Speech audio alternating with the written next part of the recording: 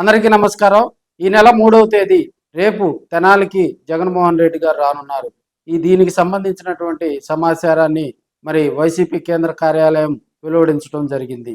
ఈ నెల 3వ తేదీన తెనాలి 11 గంటలకు జగన్మోహన్ రెడ్డి గారు బై రోడ్డు మార్గాన చేరుకోవడం జరుగుతుంది. అక్కడి నుంచి మధ్యాహ్నం 12 గంటల వరకు కూడా జాన్ విక్టర్ కుటుంబాన్ని కూడా ఆయన పరామర్శించి తెనాలి ఐత్ నగర్ చేరుకొని అక్కడ జాన్ విక్టర్ కుటుంబాన్ని పరామర్శించడం జరుగుతుంది. తెనాల్లో దళిత యువకులు అదేవిధంగా ముస్లిం మైనార్టీ యువకులను ఐత్ నగర్ కూడల్లో మరి పోలీసులు దాడి చేయటం, ఆ దాడిని ఖండిస్తూ కొన్ని ప్రజా సంఘాలు దళిత సంఘాలు ఉవ్వెత్తున ఆంధ్రప్రదేశ్ రాష్ట్రంలో కూడా మరి ఎగిసిపడ్డాయని కూడా తెలియజేసుకోవచ్చు.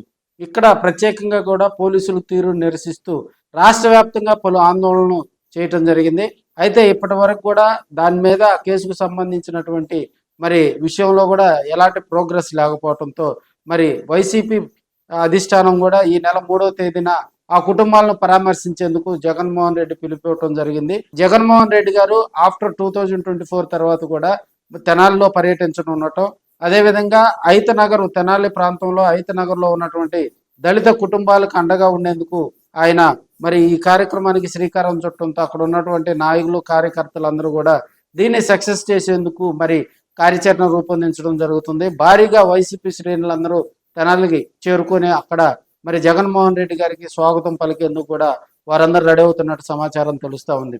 గతంలో పోలీసుల మీద జగన్మోహన్ రెడ్డి గారు భారీగా విమర్శలు చేయటం జరిగింది. మరి ఇక్కడ జరిగినటువంటి పోలీసులు చేసినటువంటి దాష్టికం, పోలీసులు నడి రోడ్డు మీద యువకులను కొట్టడంతో మరి దీని మీద జగన్మోహన్ రెడ్డి కానీ వైసీపీ శ్రేణులు కానీ ఎలా రియాక్ట్ అవుతారనేది ఆడ ప్రధానంగా కూడా తెనాలి ప్రాంతంలో చర్చ నడుస్తున్న సమాచారం తెలుస్తా ఉంది. జగన్మోహన్ రెడ్డి కార్యక్రమాన్ని తెనాలిలో సక్సెస్ చేసేందుకు కూడా మరి తెనాలి చుట్టుపక్కల ఉన్నటువంటి ప్రాంతంలోనే వైసీపీ శ్రేణులకు ఇప్పటికే ఆ పార్టీ అధినాయకత్వం కూడా పిలుపునివ్వటం జరిగింది. మరి రేపు తెనాలి రానున్నటువంటి జగన్మోహన్ రెడ్డి ఆయన చేసేటువంటి ప్రసంగం ఎలా ఉంటది అనే దాని మీద ప్రధానంగా చర్చ నడుస్తుంది. దళితులపై దాడి చేస్తే వైసీపీ అండగా ఉంటుందని ఇప్పటికే ఆయా నియోజకవర్గాలు తెనాలి చుట్టుపక్కల ఉన్నటువంటి కాన్స్టిట్యున్సీలో కూడా కొంతమంది దళిత నేతలందరూ కూడా మరి తెనాల్లో జరిగినటువంటి దాడిని ఖండించడం జరిగింది.